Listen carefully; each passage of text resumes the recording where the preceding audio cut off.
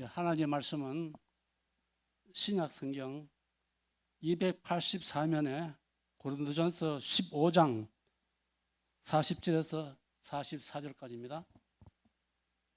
제가 봉독하겠습니다. 하늘에 속한 형체도 있고 땅에 속한 형체도 있으나 하늘에 속한 것의 영광이 따로 있고 땅에 속한 것의 영광이 따로 있으니 해의 영광이 다르고 달의 영광이 다르며 별의 영광도 다른데 별과 별의 영광이 다르도다.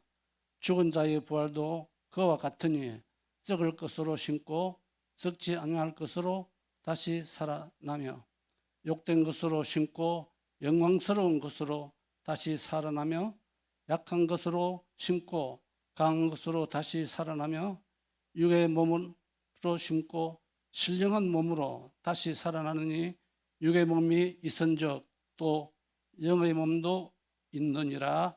아멘. 우리는 전부 부활의 소망을 다 가지고 있지만은 정말 이 나중에 우리가 주님 앞에 갔을 때에 부활의 영광이 다르다, 그 사실에 대하여서 우리가 깊이 인식하고 있지 못하면 그냥 예수 믿었으니까 구원 얻은 걸로 만족한다, 그렇게 해서는 안 되겠죠. 특별히 니시 전도회 같은 경우에는 지금 제가 듣기로는 70세 이상 되시는 그런 분들로 아는데, 이제 뭐 얼마 지나지 않아서 때로는 뭐 또 더 오래 사시는 분도 많이 계시겠지만은 정말 주님 만나야 될 그때에 내가 어떠한 모습으로 주님 앞에 서게 될 것인지 그 부분에 대해서 우리 항상 좀 생각해 봐야 되겠죠. 그래서 더 좋은 부활, 그런 제목으로 말씀을 전하고자 합니다. 한번 따라하겠습니다. 더 좋은 부활. 예. 예수님께서 부활의 첫 열매가 되셨다. 고린도전서 15장 오늘 본문 앞쪽에 보면 20절에 그러나 이제 그리스도께서 죽은 자 가운데서 다시 살아 잠자는 자들의 첫 열매가 되셨도다. 첫 열매가 익으면 곡식도 그렇죠. 포도 같은 것도 첫 열매가 익으면 그 다음에 계속하여 다른 열매가 있고, 다른 곡식 나들도 마찬가지입니다. 첫 열매가 익으면 계속하여 다른 열매들이 있게 되는 것이죠. 특별히 이 첫 열매, 부활의 첫 열매라는 것은 구약의 초실절을 떠나서는 우리가 생각할 수 없어요. 구약의 초실절, 유월절 지나고 유월절 지난 첫 번째 안식일이 지난 그 다음 날 새벽에 예수님께서 부활하셨죠. 그 초실절이 되면, 이때는 구약 시대는 예수님을 모르던 시대이기 때문에 이스라엘 백성들은 이스라엘 전체 모든 나라 가운데서 가장 먼저 익은 곡식단을 묶어 놓습니다. 제가 이제 이스라엘 현장 공부에 가서 그때 배우게 되었는데, 이스라엘 고도가 차이가 많잖아요. 예루살렘하고 저 여리고하고는 뭐 거의 한 1000m 이상 차이가 나기 때문에, 여리고 같은 데는 해저로 되어 있으니까. 그러니까 볼이 익는 기간이 다 달라요. 그래서 이스라엘 제사장들이 전부 다 가장 먼저 익는 곡식에 표시를 해놔요. 이스라엘 전체 중에서 가장 양기 바른 곡식이었죠, 아마. 그럼 좀 빨리 심기도 하겠죠. 그것을 다 곡식단을 따로따로 묶어놔요. 그리고 과일도 마찬가지입니다. 먼저 익은 과일들, 이스라엘 백성들은 절대 과일이나 야채나 어떤 것인지 자기들이 먼저 취하는 법이 없어요. 전부 다 하나님 앞에 먼저 드리고 난 뒤에 취하게 되는데, 그래서 그 가장 먼저 익은 곡식단을 가지고 와서 그 바로 예수님이 부활하신 그 안식일 다음 날 새벽에 제사장들이 이스라엘 전체에서 가장 먼저 익은 곡식단을 먼저 하나님 앞에 제사로 올려드리죠. 그러면 이스라엘 각처에서 동네별로, 어떤 동네는 빨리 익고 어떤 동네는 늦게 익겠죠. 그래서 차례대로 동네별로 자기 마을에 익은 곡식들을 가지고 와서 계속해서 제사를 드리는 것이죠. 그래서 첫 열매를 먼저 드리니까 그 다음에 계속해서 이어서 열매를 드리는데, 약 얼마를 드리는가? 보리 농사와 보통 밀 농사가 한 20일 정도 차이가 나요. 보리가 더 빨리 되잖아요. 그래서 보리 곡식을 추수하는데 한 20일 정도 걸려요. 그래서 20일 동안 계속해서 드리죠. 그 다음에 보리 농사가 다 끝나면 또 밀 농사 하는데 또 한 20일 정도 걸려요. 들리죠. 그래서 왜 77절이라고 하느냐? 77이 49일 동안 계속해서 드리기 때문에 77절, 맥추절, 보리농사를 드리기 때문에 맥추절, 또 오순절은 이 모든 보리농사와 밀농사를 다 드린 후에 50일째 되는 날 그 전체를 다 묶어서 하나님 앞에 드리니까 오순절이 되죠. 물론 구약에서는 시내산에서 십계명을 받은 날이기도 하고 신약에 와서는 바로 성령께서 오신 날이죠. 구약에도 이렇게 첫 이삭을 수확해서 하나님 앞에 올려드린 것과 마찬가지죠. 신약에서 성령님께서 오신 이유도 마찬가지죠. 성령이 너희에게 임하시면 너희가 권능을 받고 온 유대와 사마리아와 땅끝까지 이르러 내 증인이 되리라. 성령이 오신 이유 바로 곡식을 추수할 수 있도록 그렇게 하기 위하여 성령께서 오신 줄로 믿습니다. 그래서 우리 니시 전도위원들도 남은 기간에 정말 성령 충만함을 받아서 주님 앞에 귀한 곡식들을 많이 올려드려야 될 줄로 믿습니다. 그래서 예수님이 부활의 첫 열매가 되셨기 때문에 기독교가 다른 종교하고 다른 게 뭡니까? 이 부활 아니겠습니까? 예수님이 부활하지 못했다면 우리가 어떻게 부활의 소망을 가질 수가 있겠습니까? 전혀 불가능하죠. 하나님 아들 예수님이 부활하셨기 때문에 그 다음에 예수님 안에 있는 모든 사람들이 다 부활할 수 있다는 것이죠. 예수님께서 요한복음 20장 17절에서 이렇게 말씀하셨습니다. 예수께서 이르시되 나를 만지지 말라. 내가 아직 아버지께로 올라가지 못하였노라. 너는 내 형제들에게 가서 이르되 내가 내 아버지 곧 너희 아버지 내 하나님 곧 너희 하나님께로 올라간다 하라. 마리아가 부활의 현장에 찾아가서 예수님을 너무나 예수님 부활하는 거 반가우니까 잡으려고 하니까 만지지 말라 그렇게 했습니다. 우리가 상식적으로 생각할 때는 얼마나 마리아가 예수님을 사랑하는 제자입니까? 순전한 나도 한 근을 가져다가 오늘 요새 팔면 그 3천만 원도 넘는 돈인데 그것을 다 팔아가지고 머리에 붓고 예수님의 머리에 붓고 그 다음에 또 자기 머리털로 예수님의 발을 씻고 그렇게 사랑한 제자인데 왜 만지지 말라? 궁금하죠? 왜 그랬겠습니까?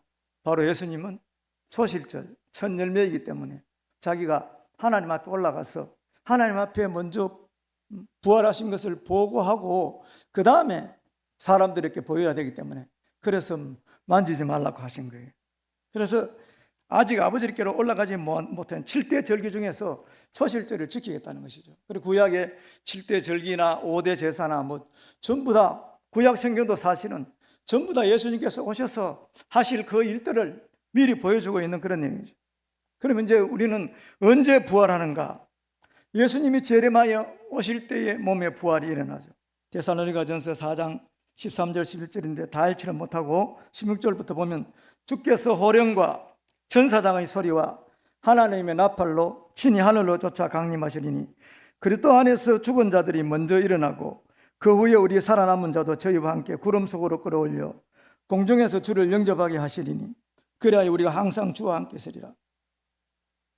부활의 종류도 여러 가지 있어요. 첫째 부활, 이 첫째 부활은 부활의 첫 열매는 그리스도시고 그리고 성도들이 부활하는데 고린도서 15장 23절 그러나 각각 자기 차례대로 되리니 먼저는 첫 열매인 그리스도요 다음에는 그리스도 강림하실 때에 그에게 붙은 자요.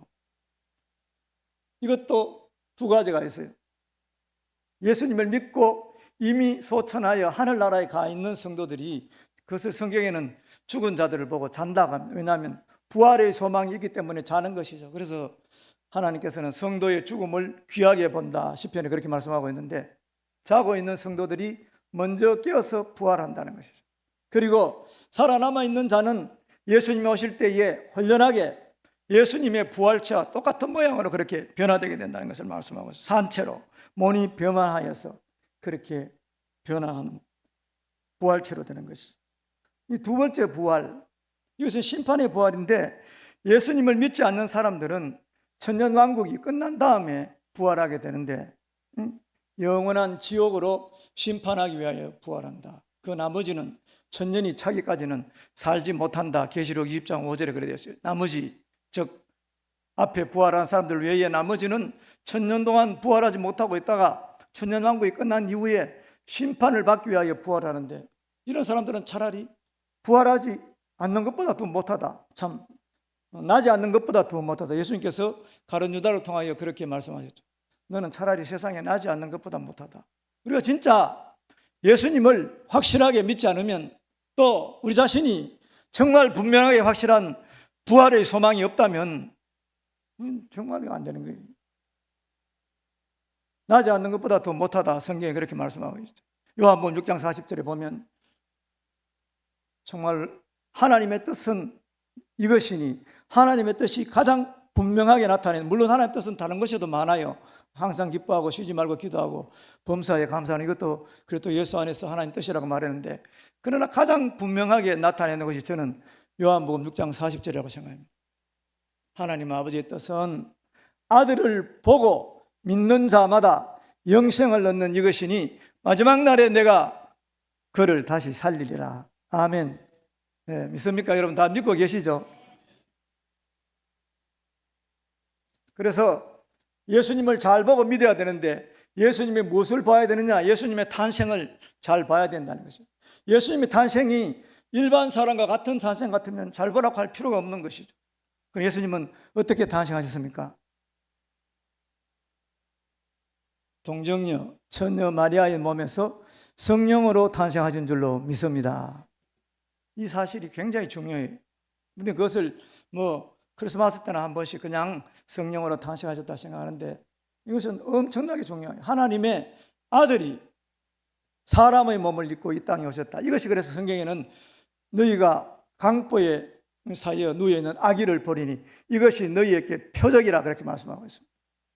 하나님의 아들, 하나님께서 영원하신 하나님, 말씀으로 천지를 창조하신 분이 예수님 아닙니까? 요한복음 1장, 요한 1사 1장 이런 데 전부 다 그렇게 되어 있죠.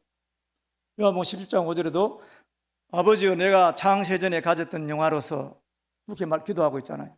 창세전에 하나님 아버지로서 똑같이 가진 그런 영화를 가지고 있는 그런 분이 인간의 몸을 입고 이 땅에 오셨다는 것이죠. 왜 그렇게 하셨느냐? 예수님이 성령으로 탄생하지 않으면 우리 구원이 불가능해요. 성령으로 탄생하셨다는 것은 예수님이 인간의 몸도 입었지만 사람도 사람이지만은 그분은 하나님이시기 때문에 죄가 전혀 없는 그런 몸으로 탄생하셨다는 그런 말씀이죠. 죄가 전혀 없기 때문에 우리 인간의 죄를 대신해서 죽을 수가 있는 거예요. 만일 제가 여러분들 위해서 죽는다, 여러분 제가 용서받을 수 있습니까? 제가 여기 있는 중 한 분 중에 죽어도 절대로 여러분들 용서 못 받아요. 왜냐하면 저도 죄인이기 때문에. 그래서 하나님 아들 예수님만이 전혀 흠도 없고 점도 없는 어린 양 같은 하나님 아들 예수님이신 줄로 믿습니다. 그래서 예수님이 성령으로 탄생한 이것이 엄청난 기적인데, 그래서 중국의 이 삼자교회나 이런 데서는 다른 것은 다 설교해도 좋다. 그런데 예수님께서 성령으로 잉태했다는 이것을 설교하지 못하게 합니다. 왜 그렇게 했습니까? 예수님이 일반 사람과 같이 4대 성인과 같이 그냥 사람으로 탄생했다면 그냥 사람이에요. 신이 아니에요. 그러면 구원도 없고 영생도 얻을 수 없기 때문에 사탄은 그런 것을 잘 알고 예수님께서 성령으로 탄생하신 것을 말하지 말라. 다른 것은 다 이야기해도 좋다는 거예요. 예수님이 성령으로 탄생하지 않으면 우리에게 구원이 이루어지지 않기 때문에 이 첫 단추를 잘 끼워야 됩니다. 정말. 우리 성도님들이 예수님의 성령으로 탄생하신 것도 보지도 못하고 2000년 전에 일어난 일들을 성경에 기록되어 있는 그 사실로 지금 여러분들이 아시고 다 계시는데, 그 사실이 나에게 믿어지는 그 자체도 또한 예수님이 이 땅에 오신 것만큼 기적인 것을 알아야 된다는 것이죠. 우리는 우리 힘으로 그냥 교회에 주일 되니까 와서 앉아 있는 것 같지만은 자기 힘으로 절대 교회에 못 나옵니다. 성령님께서 여러분들을 이 자리로 이끌어서 앉혀주신 것을 믿습니다. 예. 그래서 예수님이 성령으로 탄생하도 중요하고, 우리 자신이 그 예수님을 보지도 전혀 않았는데 성령으로 탄생하는 거 안 봤잖아요. 그런데 그것을 직접 눈으로 본 것보다도 더 확실하게 믿어진다면 나에게 분명한 구원이 임했다, 그렇게 믿어도 된다는 것이죠. 믿습니까, 여러분들은? 예, 성경에 있는 내용들은 확실하게 믿어야 돼요. 대충 믿어서는 안 돼요. 그 다음에 예수님 믿는 사람들은 여러 가지 고난도 당하고 그렇게 되는데, 그것은 다 더 큰 영광을 위하여 우리가 잠시 받는 이 환난은 장차 우리에게 임할 영광과 좋게 비교할 수 없다. 로마서 8장에서 말씀하고, 8장 31절인가 그렇게 말씀하고 있는데, 우리가 이 땅에서 예수님을 믿고 조금 수고하는 기거하고 하늘나라에서 영원히 받는 영광, 정말 비교할 수 없다는 것이죠. 영원이 얼마나 긴지 여러분들 한 번도 생각 안 해봤죠? 어떤 목사님이 이런 비유를 하다가, 영원이라는 것은 지구만한 이런 공덩어리, 지구만한 이란 쇠로된 공이 있는데 거기가 1년에 한 번씩 새가 날아와서 그 지구만한 공을 쪼는다. 그래서 그 공이 다 따라 없어지는, 그것보다도 영혼은 훨씬 더 길다는 것이. 그러니까 영혼이라는 거하고, 우리는 지금은 시간적인 개념이 있지만은 일단 이 세상을 떠나서 하나님의 나라에 들어가 버리면 시간적인 개념이 없는 그런 공간에 들어가기 때문에, 영혼이라는 것은 정말 어마어마한 세월이기 때문에 여러분, 거기에 우리가 마음을 두지 않고 그냥 예수 믿었으니까, 구원 얻었으니까 됐다 어영부영 살아가다가는 정말로 큰일 난다는 것이죠. 그래서 우리는 이러한 것들을 잘 생각해야 되고, 그래, 생명의 부활은 사람마다 부활의 영광이 다 다르다. 이것을 우리가 오늘 꼭 명심하시기 바랍니다. 오늘 41절에 해의 영광도 다르며 달의 영광도 다르며 별과 별의 영광도 다른데, 별의 영광도 다른데 별과 별의 영광이 다르다. 주님이 재림에 이 땅에 오실 때 무덤들이 열리며 자는 자들이 다 일어나고 우리도 다 부활하게 되는데, 그때 주님 앞에 설 때에 부활의 영광이 전부 다 다르다는 것을 여러분들이 알아야 된다는 것이죠. 구원 얻는 것은 100% 예수님의 은혜로, 인간의 어떠한 공로로 절대 구원 얻지 못합니다. 0.001%도 인간의 노력으로 구원 얻는 것이 아닙니다. 100% 예수님의 십자가의 공로로 구원 얻는 줄로 믿습니다. 그러나 부활은 그렇지 않다는 것이죠. 물론 부활은 다 합니다. 부활은 하지만은 그 산 것과 영광은 전부 다 다르다. 천차만별이다는 것을 알아야 된다는 거예요.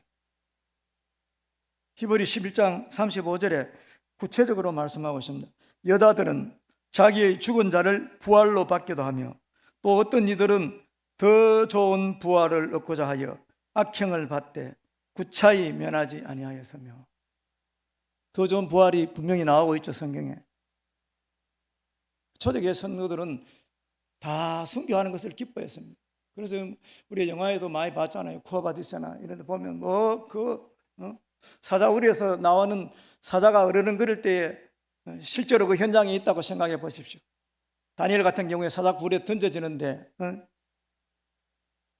또 서드락 메삭과 아벳노고 평소보다 7배나 더 뜨거운 풀무불에 들어가는데, 그 현장에 우리가 서가 있다고 생각할 때 과연 거기에서 예수님을 우리가 전가할 수 있느냐 우리가 생각해 봐야 된다는 것이죠.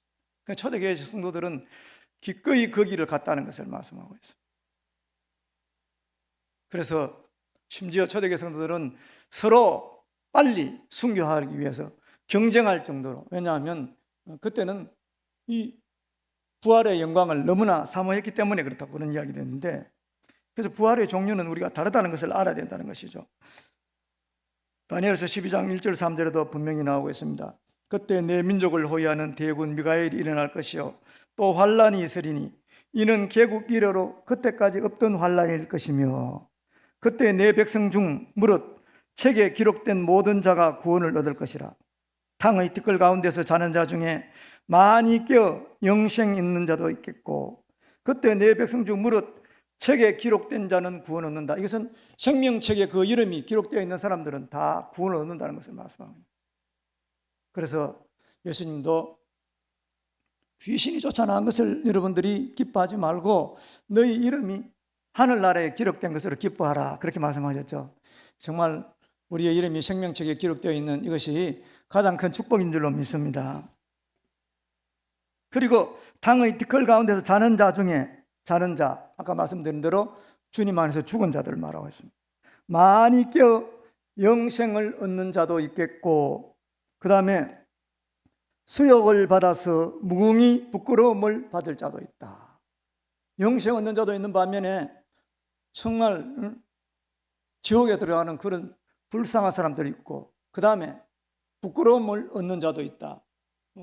부활하기는 부활했는데 부끄러운 부활에 이르는 그런 사람도 있다는 것을 말씀하고 있습니다.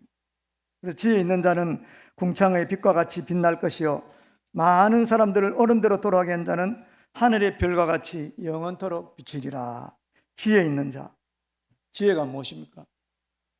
하나님을 경외하는 것이 지혜의 근본이라고 잠언에서 말씀하고 있는 줄로 믿습니다. 우리 모든 우리 성도님들 다 이 땅에서 하나님을 잘 경외하시기를 바랍니다. 하나님을 경외하는 것 절대로 없어지지 않고, 여러분들이 주일날 지금 나와서 예배드리고 니시 전도에 헌신 예배드리는 이 모든 것들이 다 천사들이 와서 하나하나 체크하는 줄로 믿습니다. 이 너무너무 중요합니다. 궁창의 빛과 같이 많은 사람을 옳은 대로 돌아오게 한 자는 별과 같이 영원토록 빛나니라. 많은 사람들, 예수님의 복음을 전해서 나를 통하여 예수 믿는 사람이 있다면 얼마나 좋을까.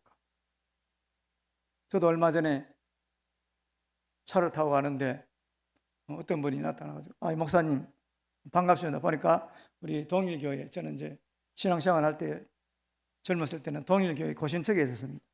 거기 황환도 청년이었는데 제가 그 사람에게 복음을 전했는데 저는 사실 모르고 있었어요. 그런데 그분이 목사가 돼가지고 원래 시청에 공무원으로 있었는데 시청에 신우회도 만들고 또 지금은 목사가 돼가지고 지금 자기가 저 선남 쪽에서 지금 목회하고 있다 그러면서, 아이고 저에게 복음을 전해줘서 너무 감사합니다. 저는 몰랐고 전혀 잊어버렸는데. 그래서 나를 통해서 한 사람이라도 주님 앞으로 돌아온 사람이 있느냐, 여러분들이 특별히 니시 전도 회원들 한번 살펴보시기 바랍니다. 이번 추석에도 여러분들 고향에 가서 정말 복음을 전했습니까? 저는 추석 때마다 늘 기도해요. 이런 명절을 잘 활용하기만 하면 우상 숭배의 자리에서 벗어나서 오히려 일시적으로 우리나라 전체에 복음이 전파되는 좋은 기회로 활용할 수 있는 그런 기회가 아니겠습니까? 우리 믿는 성도들이 다 안 믿는 친척을 만날 때에 먹고 마시는데 거기 정신이 팔려서는 안 된다는 거죠. 가서 복음을 전해야지. 이럴 때 복음을 안 전하면 언제 전하겠습니까? 저도 주님께서 특별히 계시해 주는 때는 반드시 갑니다. 그래서 어떤 때는 하나님께서 잠자리 가운데 고향에 있는 누구를 만나라, 지금 돌아갈 때가 다 됐다. 가보면 병상에 누워가지고 경산에 저 입원에 찾아가서 말씀 전하고 몇 번이나 찾아갔죠. 돌아가시기 전에. 나중에 가서 저 혼자 가서 세례도 베풀고. 저는 이번 명절에도 처가 쪽에 가서 복음을 전했지만은 그 조부 이런 분들 가니까 처음에는 갓을 쓰고 앉아있더라고요. 제가 선보러 갔을 때 우리 두 사람이 전라도 사람인데, 그러니까 얼마나 완고하겠습니까? 갓을 쓰고 앉아요. 복음이 전혀 시가 안 먹히죠. 그래서 나중에는 아주 그런 고집이 센 분들에게는 극단적인 방법을 사용해야 되겠다. 그래서 좀 연세가 높을 때 그때 돌아가시기 몇 년 전인데 찾아가서 그때는 담대하게 하겠습니다. 지금 그대로 돌아가시면 평생 지은 죄로 반드시 지옥 갑니다. 그렇게 딱 이야기 때만 깜짝 놀라더라고요. 보통 사람들이 자기가 지옥 간다는 생각을 한 번도 안 하고 살아가는 것이죠. 그럼 반드시 지금 그대로 돌아가시면 지옥 간다 하니까 깜짝 놀래가지고 왜 지옥 가느냐? 일평생 지은 죄. 그러니까 사람이 살면서 일평생 죄 짓지 않는 사람이 누가 있겠습니까? 직설적으로 일하니까, 말씀드리니까 성령이 물론 역사하셨겠죠. 회개하고 나중에 예수님을 믿고 그렇게 결국 돌아가시고, 우리 장인어른도 마찬가지고 삼촌도 마찬가지고 고모부도 마찬가지고 전부 다 제가 복음을 전하고 형제들도 이제 다 우리 가정이 처음 믿는 그런 가정인데 다 예수님을 믿게 된 것을 너무나 감사하게 생각합니다. 그래서 많은 사람을 옳은 대로 인도해야 된다. 그래서 우리 니시 전도에도 지금 남은 기간에 뭐 하겠습니까? 이제 직장도 거의 대부분 다 은퇴하신 분들이고 정말 얼마나 전도하기 좋습니까? 복음 전하기 좋고 등산에 어디 가시더라도 사람을 만나면 복음을 전해가지고 한 사람이라도 주님 앞으로 인도해야만이 나중에 주님 앞에 섰을 때에, 부활했을 때에 부끄러움을 당하지 않고 칭찬 듣게 될 줄로 믿습니다. 어른대로 돌아오게 하면 별과 같이 영원토록 빛난다. 성경에 보면 생명의 부활과 심판의 부활이 있다고 말합니다. 요한복음 5장 19절에 선한 일을 향한 자는 생명의 부활로 악한 일을 행한 자는 심판의 부활로 나오리라. 여기서 선한 일은 육신적인 선을 보고 말하는 것이 아닙니다. 가장 큰 선은 예수 그리스도를 믿는 것이 제일 큰 선인 줄로 믿습니다. 예수님을 믿으면 어떠한 죄든지 다 용서받고 구원을 얻죠. 그 출애굽 때 6월절 때 보면 알 수가 있죠. 문설주 좌우 임방에 피를 발라놓은 사람은 그 안에 어떤 사람이 있든지 그 안에 이스라엘 백성들이라고 다 착한 사람들 맺겠습니까? 도둑놈, 강도, 죄인 다 있어도 멸하는 천사들이 넘어갈 때는 바깥에 발려있는 피를 보고 넘어가는 것이지 안에 있는 그 사람들이 행실을 보고 넘어간 것이 아니. 피가 있느냐 없느냐 너무 중요하다. 그래서 용서받지 못하는 죄, 예수 믿지 않는 죄이죠. 그것이 성령을 거역하는 죄이죠. 다른 죄는 다 회개하면 되는데 다 정말로 용서받을 수 있지만 예수 믿지 않는 죄만큼은 용서를 받을 수 없잖아요. 예수를 안 믿으니까 어떻게 방법이 없는 것이죠. 그래서 악한 일을 행한 자는 심판의 부활로 나온다. 믿지 않는 이것이 여기서 악한 일은 가장 악한 일은 또 하나님께서 사람이 되셔서 오셨는데도 믿지 않는 이것보다 더 악한 일이 없다는 것이죠. 그래서 이스라엘 백성들, 서기관, 제사장, 바리새인들 이런 사람들이 전부 다 예수님을 거역함으로 말미암아서 악한 자가 되어서 얼마나 예수님께 책망받았습니까? 화이실진저 외식하는 서기관들과 바리새인들이여 독사의 자식들아 그렇게 말하면서 마태복음 23장에 엄청나게 책망을 받았는데 그들은 계속해서 메시아를 기다렸습니다. 수천 년 동안 메시아를 기다렸는데 막상 하나님의 아들이 오니까 그냥 거역해버리고 믿지 않고 나중에는 십자가에 못 박아 버리기까지 하고 이렇게 하니까 악한 자가 되어서 구원을 얻지 못하게 됩니다. 그래서 하나님의 위대한 영성의 거인들에게는 하나님께서 꼭 부활의 영광을 보여주셨다. 히브리 11장 24절 26절에 보면 믿음으로 모세는 장성하여 바로의 공주의 아들을 칭함을 거절하고 모세 같은 경우에 한번 생각해 보십시오. 가만히 있으면 애굽의 공주의 아들로 호화롭게 자라서 잘하면 왕위도 물려받을 수 있는 그런데 다 버렸다는 것이죠. 40년 동안 여러분 광야에서 양을 치면서 사는 거 쉽겠습니까? 광야에 저도 광야 체험 2시간 했는데 2시간 이상 견딜 수 없어요. 광야에 그냥 맨몸으로 들어가게 되면 낮에는 우리나라에 지금 더운 거 이건 유도 아닙니다. 정말로 큰 뜨거운 빛이 내렸죠. 밤에는 또 영하 15도씩 이렇게 내려가죠.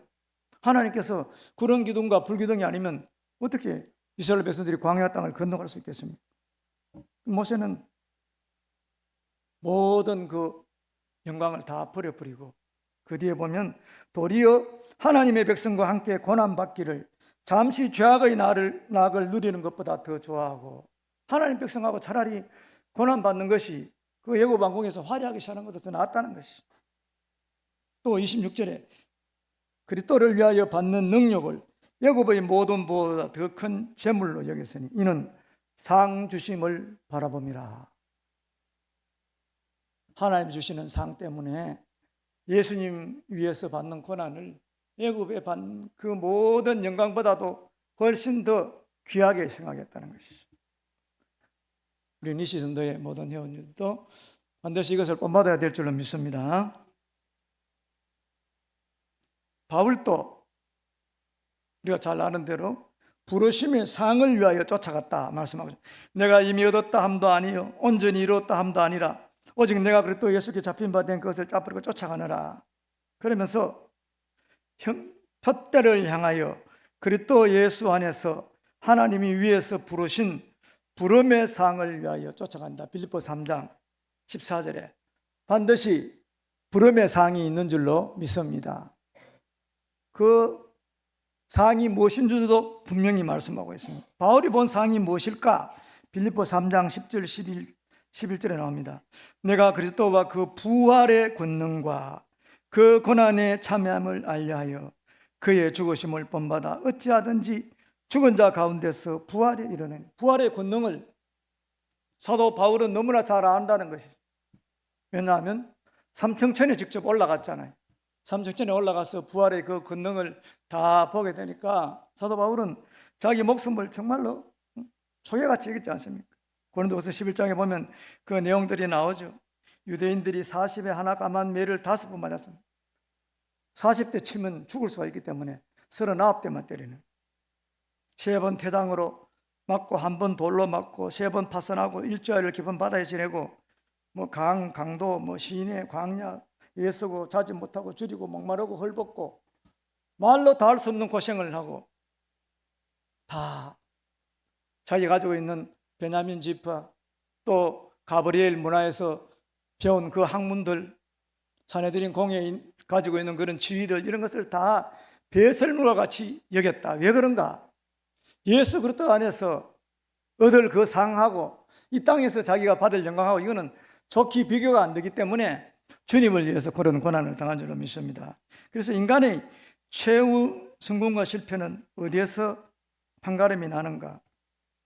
부활에서 판가름 난다는 것을 여러분 잘 알아야 됩니다. 이 땅에서는 몰라요. 이 땅에 잘 살고 우리가 생각할 때는 그런 것들이 큰 복으로 생각합니다. 물론 그런 것도 복을 맞아요. 예수님 믿을 때에 그런 복을 또 주셔요.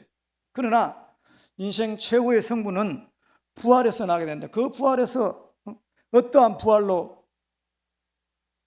우리의 모습이 나타나는가? 너무너무 중요하다. 서울에서 실제로 있었던 일인데 어떤 여전도사님이 있었습니다. 그래서 부흥사 목사님이 가서 이 더 좋은 부활에 대하여 설교를 하였는데 그 설교를 듣다 보니까 너무너무 자신이 살아가는 것이 내가 지금 이렇게 살아서 정말 내가 어떤 부활에 이럴까 고민이 많이 드는 거예요.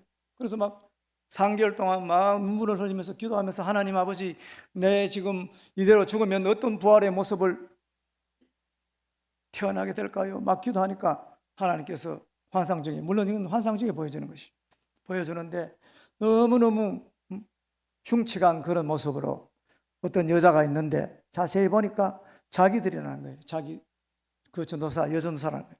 그 왜 그런가? 그 자기 생각해 보니까 여러 가지 정말 주님 앞에 충성되지 못한 것이 생각나더라는 것이죠.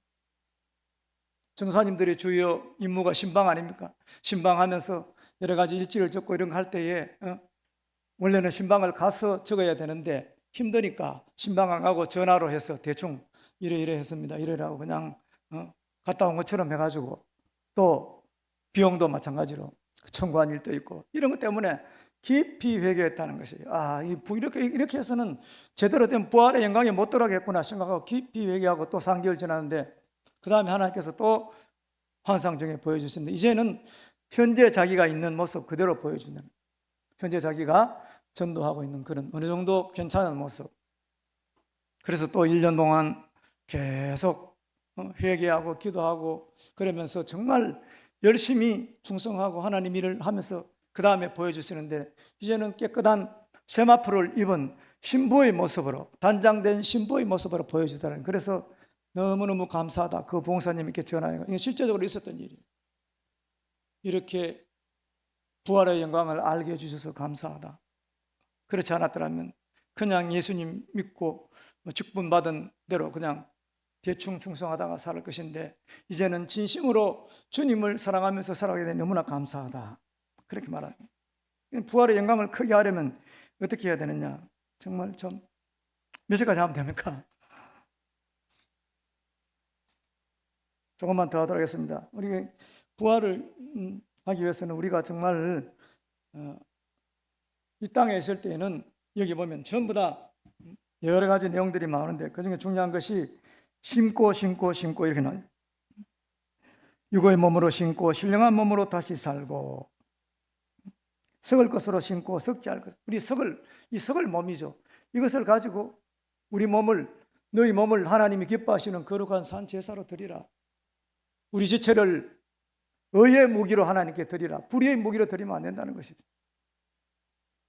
욕된 것으로 심고 영광스러운 것을 살며 우리 육체는 연약하고 자주 병들고 이런데 이것을 가지고 주님이 기뻐하시는 일을 해야 돼요. 육의 몸으로 심고 육의 몸으로 가지고 있다가 죽으면 부활하는 그런 몸을 살게 되니까. 그래서 우리 자신들이 이 땅에 있을 때는 항상 예수님 기뻐하시는 뜻을 잘 생각하면서 살아야 된다는 것이죠. 예수님께서도 내가 이 땅에 온 것은 내 뜻을 행하려 함이 아니요 아버지의 뜻을 행하려고 왔다. 그렇게 말씀하시면서 아버지의 뜻을 이루어드리고 마지막에 제일 힘든 것이 십자가 지는 것이죠. 아버지여 아버지여 할만하시거든 이 잔을 내게서 옮기시옵소서. 그러나 내 뜻대로 마옵시고 아버지의 뜻대로 되기를 원하나이다. 3번이나 기도했습니다. 다른 것은 다 아버지의 뜻대로 했는데 십자가 지는 것 이거 다른 방법이 있다면 십자가 안 지고도 사람을 구원할 수 있는 방법이 있다면 그렇게 했으면 좋겠다는 것이죠. 예수님 십자가 지는 걸 그러면 몰랐을까 두려워해서 그럴까 그게 아니라는 것이죠. 삼일체 하나님은 영원 전부터 함께 계시고 언제나 예수님과 한 번도 떨어진 적이 없는데 예수님 십자가에 달려 돌아가시는 그 순간만큼은 인간의 모든 죄가 예수님 몸에 다 부어지기 때문에 하나님이 얼굴을 돌리는 예수님 자신이 죄가 되는 것이기 때문에 그 죄에다가 못 박는 것이기 때문에 하나님 아버지와 떨어지는 것이 너무너무 싫어서 하나님 할만하시거든 이 잔을 내게서 옮기시옵소서. 그러나 내 원대로 마옵시고 아버지의 뜻대로 되기를 원합니다. 이 기도가 응답이 되었기 때문에 오늘날 우리 전 인류가 구원받으신 줄로 믿습니다. 오늘날도 마찬가지입니다. 우리는 선악과를 별개로 생각해요. 뭐 아담이 따먹은 그 선악과 물론 최초의 선악과는 그것이지만 지금도 마찬가지입니다. 아버지의 뜻이 분명한데 아버지의 뜻대로 살지 않고 내 마음대로 하는 그것이 바로 지금도 우리가 선악과를 따먹는 것과 똑같다는 것을 생각해야 돼요. 날마다 그래서 우리는 사실 선악과를 앞에 두고 있는 것과 마찬가지예요. 아버지 뜻이 있고 내 뜻이 있는데 내 뜻은 영원하지 않죠. 하나님 아버지 뜻은 영원하고 절대로 변하지 않기 때문에 그래서 아버지 뜻이 이루어지도록 해야 된다는 것이죠. 우리의 뜻을 우리의 생각, 뜻, 의지, 견해 이것을 반납해야 우리가 좋은 부활이 일어나요. 그것을 3가지만 살펴보고 마치겠습니다. 첫 번째는 내 뜻을 아버지께 반납하였다는 증거로 나타나는 것이 주일 성수입니다. 이것은 모든 날의 주인이 다 주님 것인데 그 하루를 구별하여서 하나님 아버지께 드린다는 것이죠. 이사야 58장에도 나와 있죠. 만일 안식일에 내 발을 금하여 내 성일의 오락을 행하지 아니하고 안식일을 일컬어 즐거운 날이라 여호와의 성일을 존귀한 날이라 하여 이를 존귀하게 여기고 너 길로 행하지 아니하며 내 오락을 구하지 아니하며 사사로운 말을 하지 아니하면 내가 여호와 안에서 즐거움을 얻을 것이라. 내가 너를 땅의 높은 곳에 올리고 야곱의 업으로 기른다. 그건 안식일에 주님의 뜻이 머물러 날에 대한 주님의 뜻이 딱 머물러 있는 것이 안식일이에요. 주일을 잘 지키게 되면 안식일의 주인은 주님이시기 때문에 구약의 안식일하고는 조금 다르지만은 그러나 주님이 기뻐하시는 그런 일들을 주일날 행하게 된다면 나머지 날들이 부활하게 된다는 것을 알아야 됩니다.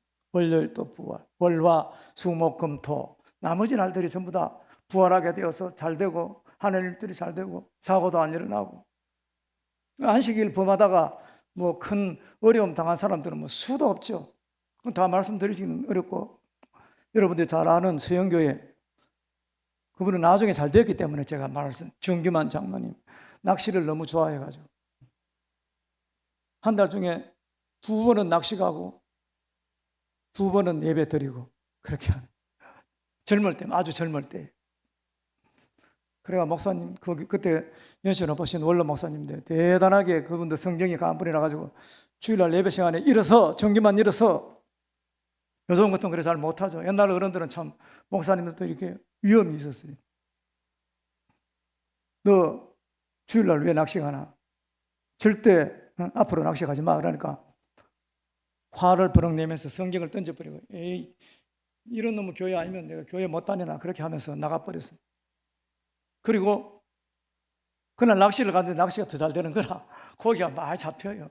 잉어를 막 저 동천에 가서 잉어를 이만큼 큰 거 잡아가지고 그걸 이제 그분은 원래 한의사니까 그 한약 재료를 넣어가 끓이려고 잉어를 잡아가지고 물을 펄펄 끓이는데 아이 참으로 너무나 안타깝게 참 이런 일이 있어서는 절대로 안 되죠. 그 아들이 엉금엉금 기다리는 아들이 자기 한약을 물을 끓이면서 한약을 가지러 간 사이에 거기에 빠져버린 거예요. 참 이게 너무 심하죠. 정말 이게 너무 참 안타까운 그런 이야기인데 그러나 그것도 하나님께서 그분을 사랑하시기 때문에 쓰시기 위하여서 그런 징계까지도 있게 된다는 것이죠. 그래서 우리는 택한 하나님의 백성들은 징계가 없으면 사생자라고 분명히 히브리서에서 말씀하고 있어요. 그래가지고 눈물로 회개하고 그 다음 주에 목사님한테 와가지고 눈물로 회개하고 계속 제일 앞자리 가지고 2달 동안 계속해서 울고 성도도 또 울고 그렇게 했는데 하나님께서 큰 은사를 부어줘가지고 그분이 약을 지으면 전부 다 듣는 거예요. 무슨 약을 짓든지 간에 약효가 100%라. 기도하고 약을 지으면 병이 다 나서 버리는 거예요. 돈을 얼마나 벌었는지 가만히 해. 돈을 다 모셔가지고 가만히 가득 담아가지고 나중에는 은행 직원들이 와서 돈을 셀 정도로 그 정도로 돈을 많이 벌어요. 그래서 이거 어떻게 할까? 하나님께서 이렇게 많이 주셨는데 그래서 서영교회 지금 돌로 된 대리석으로 된 그 성전을 짓기 전에 그래서 하나님 앞에 성전을 지어드려야 되겠다 그렇게 결심하고 근데 혼자 이게 드리게 되면 사람들이 또 공로가 자기한테 돌아오면 자기한테 영광을 돌릴까 이것을 두려워해가지고 돈을 100만 원씩 봉투에 넣어가지고 장로님들 집에 전부 다 집사들 집에 다 던져줘가지고 그래서 이것을 가지고 성전 건축 헌금합시다.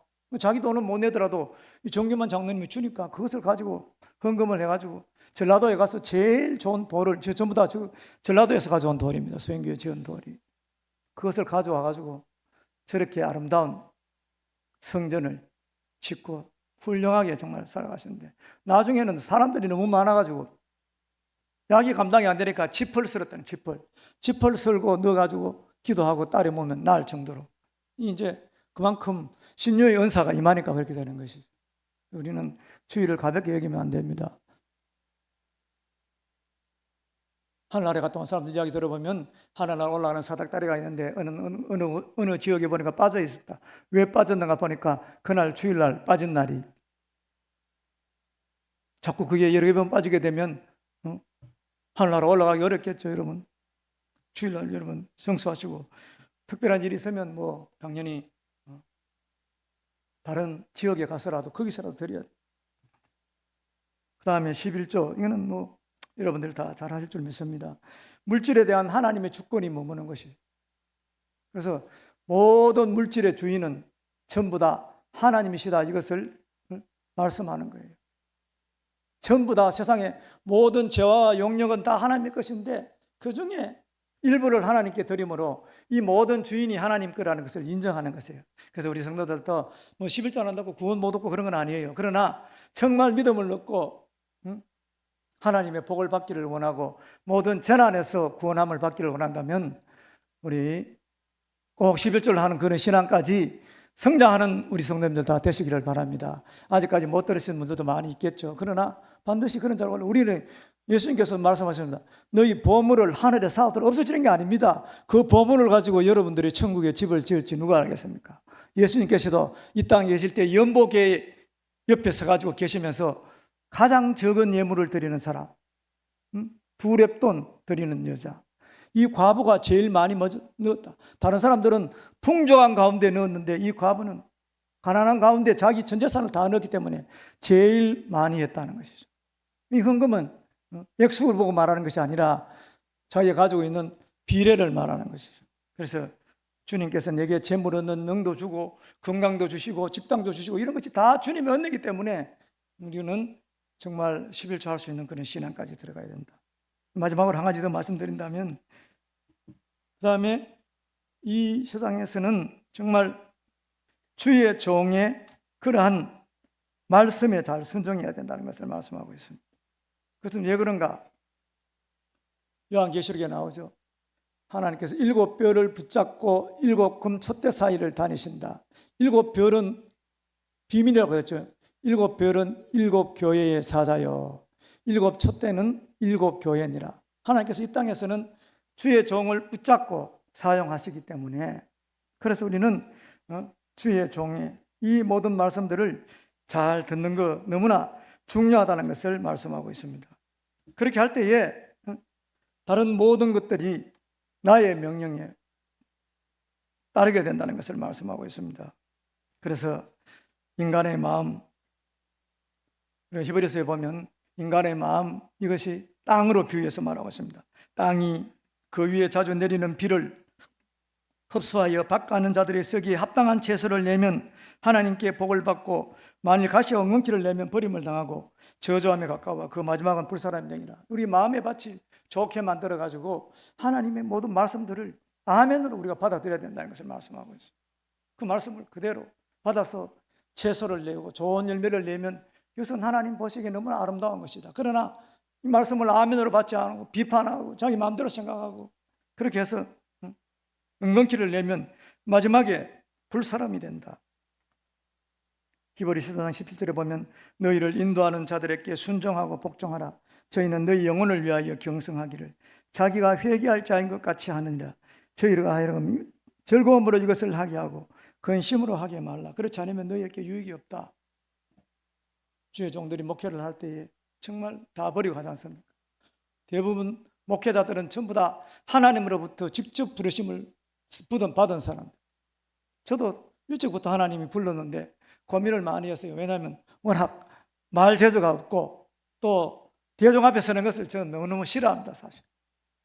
그래가지고 이거 어떻게 할까 고민하다가 주암산에 가서 40일 동안 밤새 철학기도 10시부터인가 새벽 기도할 때까지 계속 40일 동안 기도하면서 목회하는 것은 사람의 힘으로 하는 것이 아니라 하나님의 힘으로 하는 것이고, 그리고 아까 제가 처음에 말씀드린 한 영혼만 구해도, 내가 만약 목사가 되어서 영혼 한 사람만 구해도 정중히 하는 일보다 더 큰 일을 한다, 그러한 확신을 주시가. 그래서 저는 40살에 신학교 갔어요. 그전에는 기독교 서점을 운영하면서 전국에 있는 기독지회사라고 여러분 아시겠죠? 라이프 성경, 톰슨 성경 이런 주석을 만드는 그런 회사에 제가 한 10년 이상, 15년 정도 근무했나? 그렇게 근무하고, 대구의 말씀사랑 서점이라고 서점도 제가 기독교 서점을 한 3개 정도 운영했어요.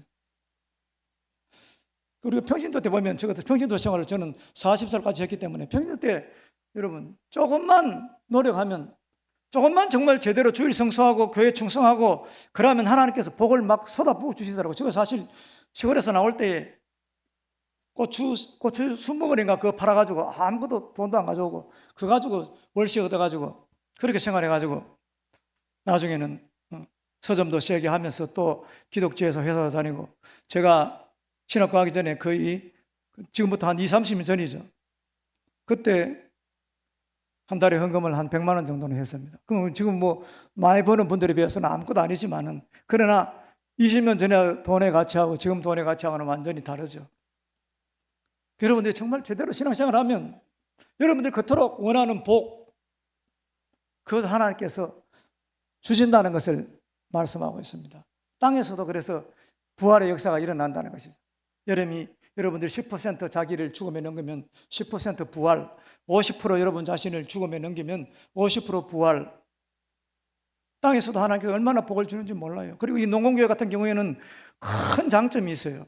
왜냐하면 교회의 모든 인프라가 잘 되어 있잖아요. 목사님 훌륭하시죠. 장로님들 다 이렇게 또 버티고 다 계시죠. 전도하기 얼마나 좋습니까? 농공교회가 이 농공지역이 어디 지역이 최고다 그러면 다 따라오는 것이에요. 제가 동일교회 있을 때 전도해보니까 그렇더라고요. 교회가 크니까 동일교회 우리 목사님 설교를 잘하고 최고다. 그렇게 하면 그때는 뭐 지금같이 복음을 상세히 알고 내용을 전하는 것도 아니고 그냥 교회 갑시다. 우리 교회 좋은 교회다. 그것만 해도 가는 거예요. 이 농공교회 같은 경우는 이 지역에서는 제일 크잖아요. 그러니까 전도하기 너무너무 좋습니다. 실제적으로. 교회가 인프라가 안 됐으면 우리 교회 같은 경우에는 전도하다가 한번 와보면 사실은 진짜 지금 있는 사람들도 기적이죠. 그러나 교회가 이미 기존적으로 잘 되어 있는 데는 그만큼 전도하기 유리한 환경이, 먼저 말씀 마치겠습니다. 우리 니시 전도회 회원님들 정말 남은 생에 지금 내가 이 생을 떠나면 어떤 부활로 주님 앞에 설 것인가? 해와 같이 빛나는 부활이 될 것인가? 이게 물론 예수님만 해와 같이 빛나는, 순교자들의 부활 이런 것들은 달과 같이 빛나는 그런, 여러분들이 부활의 모습을 잘 생각해 보면 이제부터 남은 생애를 더 좋은 부활을 위하여서 우리의 시간, 물질 시간, 모든 우리의 힘 다 쓰셔서 주님 앞에 설 때에 잘했다고 칭찬받는 우리 모든 이시전도회 회원님들과 성도님들 다 되시기를 주님 이름으로 축원합니다.